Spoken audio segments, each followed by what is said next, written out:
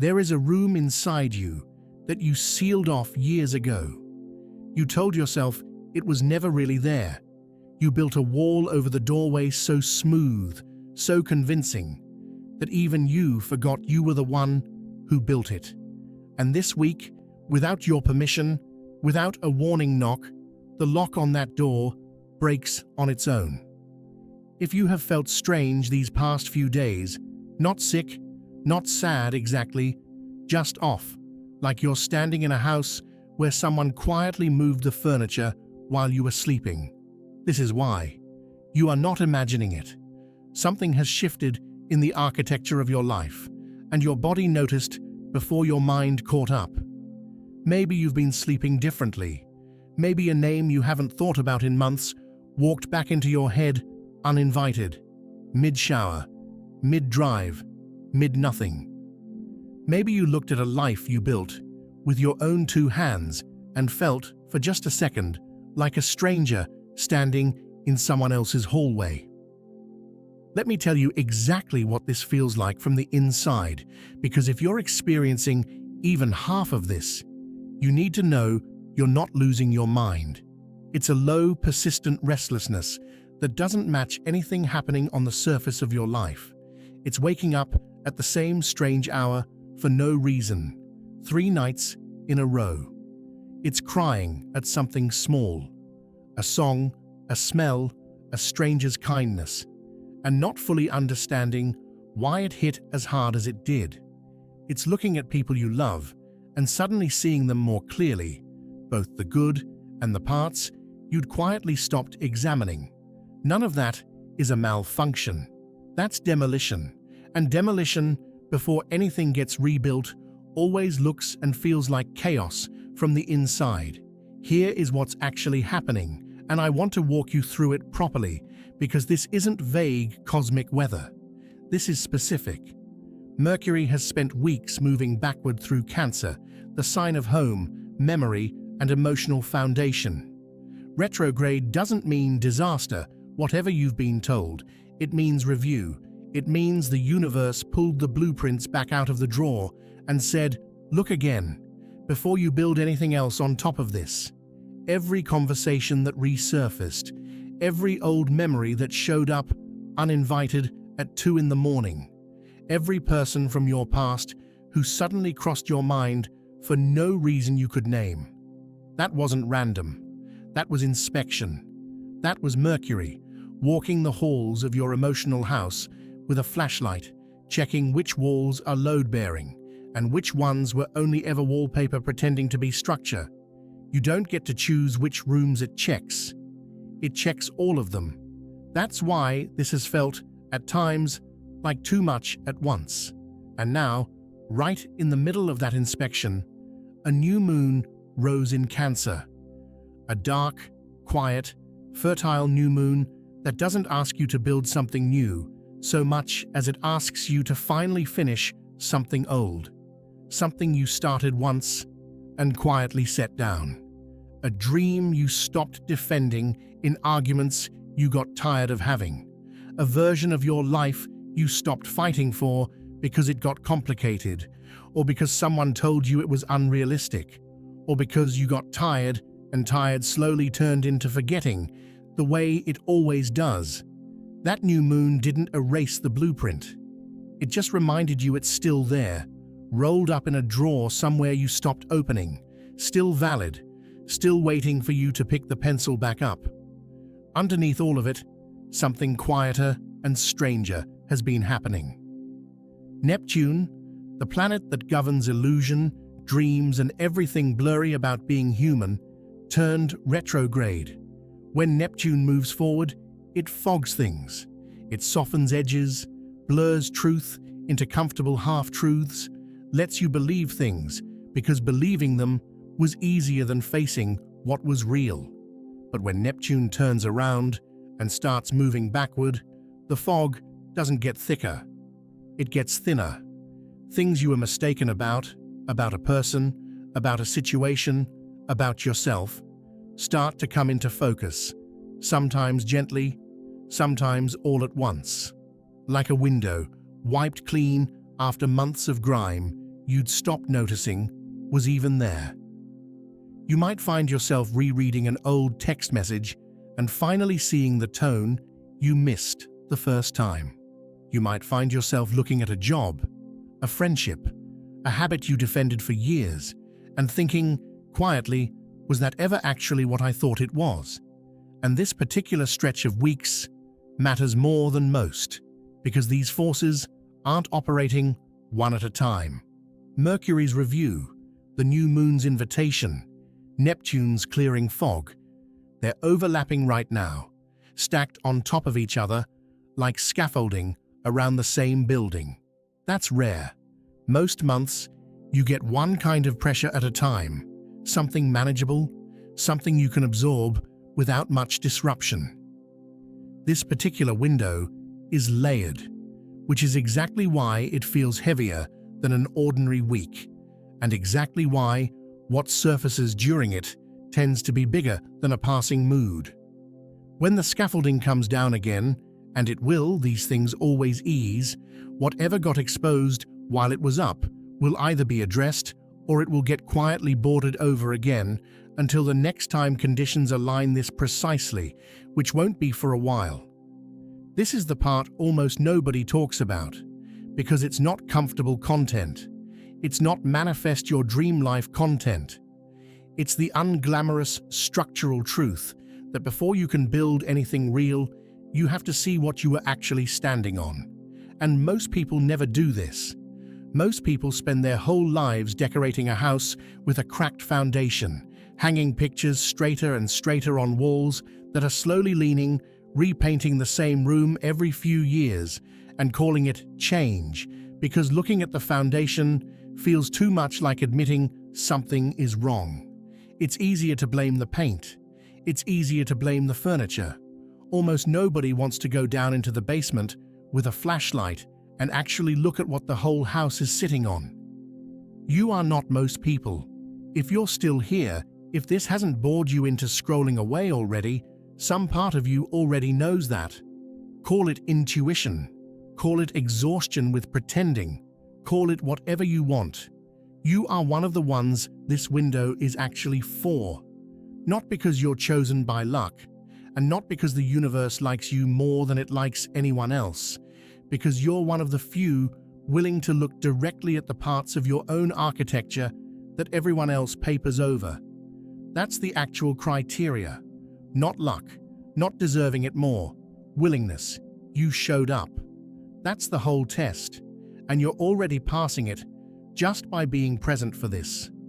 I want to be precise about what chosen actually means here, because it gets thrown around carelessly in this kind of content, and you deserve better than a flattering word with nothing underneath it. It doesn't mean the universe has singled you out for a better life than everyone else scrolling past this exact same message. It doesn't mean you're immune to hardship or that things are about to get easy. What it means is narrower and honestly more useful than that. It means you are currently standing at a specific structural threshold, the kind that opens for everyone eventually, in one form or another, but that most people walk straight past without recognizing it, because recognizing it requires admitting the house needs work. You are not being handed anything. You are being shown a door that was always there, and what you do with that is still entirely yours to decide. That's not fate doing you a favor. That's just honest information, offered at the moment you're most capable of using it. So let's walk through what's actually surfacing right now, not vague cosmic noise, specific structural things happening inside the house of your life this week. If even 3 of these land, you'll understand exactly why everything has felt different lately, and why it's not going to stop feeling different for a little while longer. The first thing surfacing is the difference between your foundation and your decoration. For years, you may have confused the two without realizing it. You thought your job title was your foundation. You thought your relationship status was your foundation. What people said about you in a room you weren't in. that quietly became your foundation without you ever agreeing to it, without anyone asking your permission first. But a foundation is the thing that's still standing when everything decorative gets stripped away. It's your values when no one is watching. It's what you actually believe about your own worth when there's no audience left to perform for. This week, you're starting to notice which parts of your identity are load-bearing and which parts were only ever curtains hung up for other people to admire on their way through. That's not a small realization. That's the beginning of rebuilding on solid ground instead of on good lighting. The second thing surfacing is memory that isn't nostalgic. It's diagnostic. You've probably found yourself thinking about an old conversation, replaying it on a loop you didn't choose, and this time noticing something you missed the first time around. A tone, a detail, a moment where you excuse something you shouldn't have had to excuse, or apologized for something that was never actually your fault. This is Mercury's retrograde doing exactly what it's built to do. Not making you relive the past for punishment, but handing you the transcript again so you can read it with the eyes you have now instead of the eyes you had then, back when you didn't yet know what you know today. You are allowed to understand your own history differently than you did when you were living inside it, blind to half of what was actually happening around you. The third thing surfacing is a room you sealed shut on purpose with both hands and told yourself you were fine without. Maybe it's a creative project you were embarrassed to still care about at your age. Maybe it's a version of a career you wanted before you were told, gently or not so gently, to be realistic. Maybe it's a relationship with yourself that you used to have, where you liked your own company, where you weren't constantly auditing yourself through other people's eyes before you even walked into a room. And somewhere along the way, you locked that room and started living in the smaller, safer part of the house, the part with fewer windows, but fewer risks too. That new moon in Cancer isn't asking you to knock the whole house down and start over from nothing. It's asking you to walk back down that hallway you've been avoiding and try the handle. It might not even be locked anymore. You might be the only one who still thinks it is. The fourth thing surfacing is the realization that some of the walls you were so afraid to touch were never structural at all. They were opinions, somebody else's fear, poured into concrete and installed in your house without your consent, without a blueprint, without you ever signing off on the renovation. And you spent years tiptoeing around a wall that was actually hollow the whole time, rearranging your whole life around furniture that never needed to be there. Maybe it was a warning about what you're not built for. Maybe it was an offhand comment about your age, your timing, your chances, said once by someone who has long since forgotten they even said it, while you carried it around like scripture for a decade. As Neptune's fog lifts this month, a specific kind of clarity becomes available, the kind where you finally see that a wall you organized your entire floor plan around could have been moved with one firm push because it was drywall dressed up to look like stone. The fifth thing surfacing is a door you didn't know existed. This is the strange gift hiding inside all this demolition, the part nobody warns you about because they're too busy grieving the mess. When you clear enough of the old material away, the false foundations, the borrowed walls, the rooms you sealed out of fear, you start noticing exits and entrances that weren't visible before, not because they weren't real, but because they were blocked by everything you'd stacked in front of them for safekeeping. An opportunity you dismissed too fast. A person you didn't take seriously. A direction you never seriously considered because your house didn't seem to have room for it. It had room. You just couldn't see the doorway because of everything piled in the hall in front of it. The sixth thing surfacing is a pull toward being seen. whether that's comfortable for you or not. With the Sun moving toward Leo and Jupiter beginning its first full month in that same bold, Sun-ruled sign after more than a decade away, there's an expansion happening around visibility itself, around finally stepping out of a hallway you've been pacing in private and into a room with actual windows, where actual light gets in, where people can actually see you working. This isn't about becoming someone louder than you are, someone performing a version of confidence you don't feel. It's about no longer designing your entire life around staying small enough that nobody questions you, nobody notices you, nobody has an opinion about you at all. Something in you is done renovating in secret.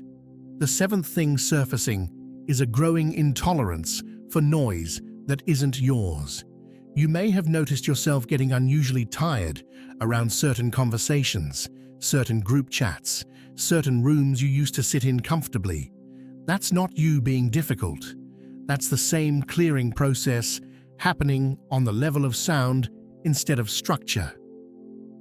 You're starting to hear which voices in your life are signal and which ones were only ever static, filling silence that didn't actually need to be filled. As the fog thins, so does your patience for pretending you can't hear the difference.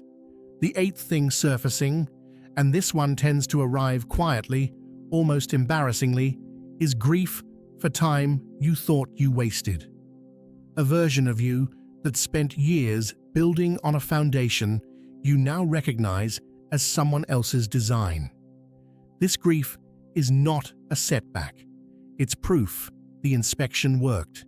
You cannot mourn a foundation you never actually saw clearly. The fact that it hurts a little means you finally looked. Let it hurt for exactly as long as it needs to, and then let it become information instead of self-punishment. Grief and clarity tend to arrive as a package deal, and if you only ever chase the clarity while refusing the grief, you end up with a very accurate map of a house you still refuse to actually live in differently. The ninth thing surfacing is a strange new honesty in your own self-talk. For years, you may have narrated your life to yourself in the same forgiving, softened language you'd use to describe someone else's mess. It's complicated. It just happened that way. That's just how things worked out. That language kept the peace, but it also kept you from seeing the parts you actually had a hand in. This week, that narration is getting sharper. You're catching yourself mid-excuse and not finishing the sentence the same way you used to. That's not you being harsh on yourself. That's a foundation inspector who finally stopped taking the previous inspector's word for it and started checking the beams personally. The 10th thing surfacing is a very specific kind of fatigue around performing certainty you don't feel. Maybe you've built a reputation in your family or your friend group or your work as the one who has it together, the one people come to for the steady answer. That role was real once. It may not fit the same way anymore, and pretending it still does is its own kind of load-bearing wall, one holding up everyone else's comfort at the cost of your own honesty. Letting people see that you too are mid-renovation is not a collapse of your credibility. It's the truest thing you could show them. The 11th and final thing surfacing is the most important one, and it's this: the blueprint you were handed as a child, by family, by culture, by whoever decided what your life was supposed to look like before you were old enough to have an opinion about it, may not be the blueprint you're actually building from anymore. And that's not a betrayal. That's not you failing anyone who ever loved you. Structures get updated. Codes change. What was sound 30 years ago might not hold the life you're actually trying to build now, in a completely different world, as a completely different person. And the fact that you can finally admit that out loud, even just to yourself, is not weakness. It's the first honest engineering decision you've made in years. Let me get specific about where this actually shows up in a life, because your foundation is shifting can sound like something happening to someone else, somewhere abstract, until you see it in your own rooms.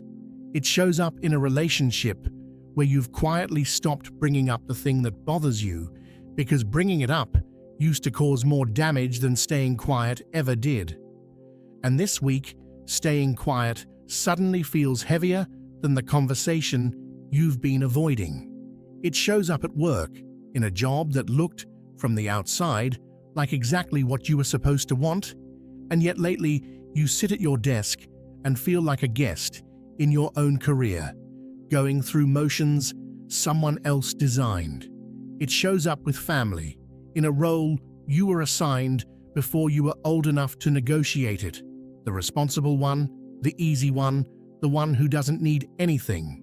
And this week, that role feels less like an identity and more like a costume you've been wearing so long you forgot you could take it off. None of these are separate from the architecture we've been talking about. They are the same house, different rooms. The relationship is a wall. The job is a floor. The family role is a load-bearing beam you've been standing under for so long you assumed you were holding it up, when really it was never yours to hold in the first place. Seeing this clearly doesn't mean burning any of it down tomorrow. It means finally walking through your own house with the lights on, instead of the dim, forgiving light you've been using for years to avoid seeing exactly what's there. Here's the part that matters most, and I want you to actually sit with this instead of letting it slide past the way you let most things slide past on a screen this size. Not everyone gets this window clearly.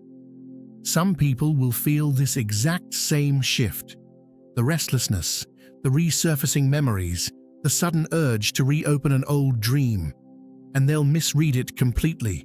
They'll call it a bad week. They'll blame the weather, blame their job, blame anything except the actual invitation sitting quietly in front of them. They'll patch the crack in the wall instead of asking why it cracked in the first place. They'll go back to scrolling, back to numbing, back to decorating a house they've never once properly inspected. And in 3 months, they'll wonder why the exact same pattern showed up again in a different room with a different name, wearing a slightly different face than last time. Picture 2 people standing in the exact same hallway this week, feeling the exact same restlessness, the exact same resurfacing memory. One of them notices the door, feels the cold air coming from the sealed room, and quietly decides it's nothing, just stress, just a mood, just a phase to be managed until it passes. They close a browser tab, take something to help them sleep, and by the following month, they're telling a friend they just went through something weird and can't quite explain what. The other person notices the exact same door, and instead of walking past it, stops, puts a hand on it, feels how thin the lock actually is now. That person is not more spiritual than the first. They are not more chosen. They simply didn't look away at the exact moment looking away would have been easier. 6 months from now, those 2 lives look completely different, and the only thing that separated them was 30 seconds of not flinching. Neither of them was more deserving. Neither of them had an easier month necessarily. One of them just happened to be standing still enough for one moment to notice they had a choice at all. You don't have to be one of them, but I won't pretend there's no cost to choosing otherwise. Seeing clearly is not always comfortable.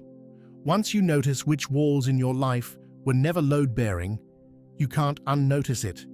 Once you remember what that sealed-off room used to feel like, the version of you that existed before you shrank the floor plan to make other people comfortable in your space, you can't fully go back to pretending that room isn't there. That's the trade. Clarity for comfort. Most people choose comfort every single time because comfort doesn't ask anything of them. Clarity does. Clarity asks you to actually do something with what you now know, and doing something is always harder than knowing. So what do you actually do with it? Not vague advice about vibrations and energy. Something real, something you can do today. Start by naming, honestly, one wall in your life you've been afraid to touch. A belief, a relationship, a job, a habit you've outgrown but kept out of loyalty to who you used to be. And ask yourself plainly whether it's load-bearing or whether it's just something someone else installed and told you never to move. You don't have to knock it down today. You just have to stop treating drywall like stone. Then go find that sealed room. The old dream, the abandoned version of yourself, the thing you quietly gave up on somewhere around a birthday you'd rather not name. Don't renovate it into something grand yet. Just open the door. Stand in the doorway for a minute. Let yourself remember what it felt like before you decided it wasn't realistic. That memory is data. And right now, under this particular sky, you have unusually clear access to it. And if you want to actually keep this shift, instead of losing it, the way you've lost every other insight that came and went with a passing mood, write it down tonight. Before this feeling fades back into your normal noise, the way these things always try to. Write one sentence about what you saw clearly this week that you'd been avoiding for months, maybe years. Not to fix it tonight, just to prove to yourself that you actually saw it, so that later, when the fog tries to roll back, in the way it always eventually does, you have proof in your own handwriting that you weren't imagining any of this. One more thing, and this one is easy to skip past, so don't. Tell exactly one other person what you noticed this week. Not everyone. Not a public announcement. One person you trust enough to say it plainly to. I realize something about the life I've been living, and I don't think I can unsee it now. Saying it out loud to a single set of ears does something that writing it down alone can't. It makes the inspection real outside your own head. It turns a private realization into a small, quiet commitment. Most renovations that never happen die in silence, inside one person's head, because no one else ever knew there was a plan to begin with. Because here's what nobody tells you about windows like this one. They don't stay open. Mercury moves direct again before the month is out. Neptune's clarity will eventually blur back into its familiar mist, the way weather always circles back around. The pressure that's cracking your walls open right now, showing you what's actually underneath your life, will ease. And when it does, it will be tempting, so tempting, to patch everything back up exactly the way it was, because rebuilding is slower and harder and less certain than pretending the crack was never there. Some people will do exactly that. They'll seal the room again, tighter than before. They'll repaint over the crack in a nicer color this time. They'll call this whole month a strange phase, laugh about it later, and go back to sleep inside a house they've never once actually looked at honestly. You are not required to do that. You were never required to live inside a house you didn't choose, built from a blueprint someone else drew up before you were even old enough to read it, let alone approve it. What's surfacing right now? The memories, the cracked walls, the sealed room with the broken lock, the doorway you never noticed was even there. None of it is random, and none of it is happening to punish you or test you unfairly. It's happening because some part of you got tired of decorating around a foundation you never actually inspected and asked quietly, in a moment you probably don't even remember, for the truth. This is the truth, finally, answering back. You are not the person other people built this house for. You are the one standing in the hallway right now, hand on a door that used to be locked, feeling the strange, cold air of a room you sealed off long enough ago that you'd almost convinced yourself it was never there at all. It was there.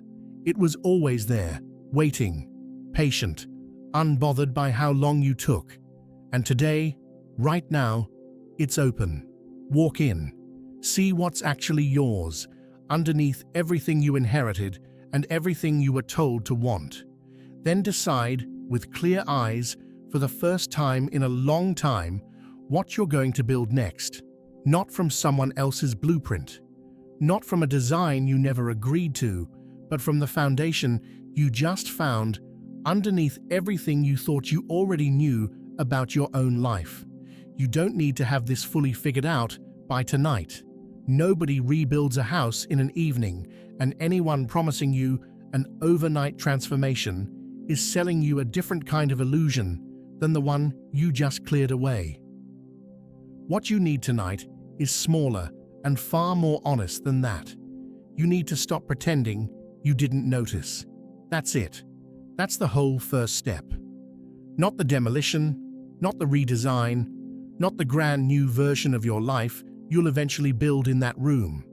Just the plain, quiet admission that you saw the door, you felt the cold air, and you're no longer willing to tell yourself it isn't there. You might feel the urge, right after finishing something like this, to immediately go fix everything at once. Quit the job, send the message, tear out 3 walls before breakfast. Resist that particular urge. It's usually not clarity talking at that speed. It's panic wearing clarity's coat, trying to get the discomfort over with as fast as possible instead of actually working through it. Real structural change is rarely dramatic in the moment it starts. It's quieter than that. It looks like one honest sentence said once to one person about one wall. Everything after that admission moves at whatever pace it needs to move at. Some walls come down in a week, some take a year, and that's not failure. That's just how real structural work actually goes, no matter what a 30-second version of this story might make it look like. What matters is that you stop building anything new on top of a foundation you haven't looked at, and that you stop calling a room sealed just because you're the one who sealed it. You have the tools for this. You always did. You just needed the lock to break first, so you'd remember the door was ever there to begin with. So here you are, standing in the hallway, the air a little colder than the rest of the house, the door swinging slightly on a hinge that hasn't moved in years. Nobody else can walk through it for you. Nobody else even knows exactly what's on the other side, because it was never their room to begin with. It was always yours. It's still yours. And for the first time in longer than you'd like to admit, you're finally standing close enough to see that clearly.